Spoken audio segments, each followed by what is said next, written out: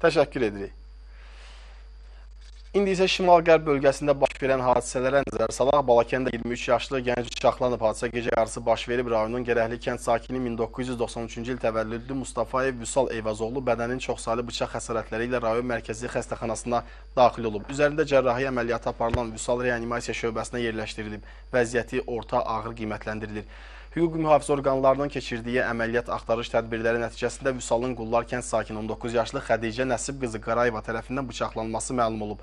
Keçirilmiş əməliyyat tədbirləri nəticəsində adı çəkilən şəxs şübhəli şəxs qismində saxlanılıb. O ilkin dindirilmə zamanı hadisəni törətdiyini etiraf edib. Məlum olub ki, Vüsal gecə saatlarında Xədicənin yaşadığı evə soxulub və qadının atası Nəsib Qarayevlə mübahisə edib. Bunu görən Xədicə atasına kömək etmək məqsədilə Vüsalı bıçaqlayıb. Faktla bağlı Balakən rayon polis şöbəsində araşdırma aparılır.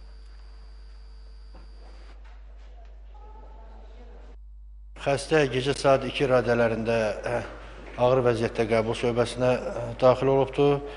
Təcili olaraq xəstəyə ilk yardım göstərildikdən sonra əməliyyat blokuna qaldırılıb. Xəstə əməliyyat olub. Hal-hazırda vəziyyəti stabildir, orta ağırdır.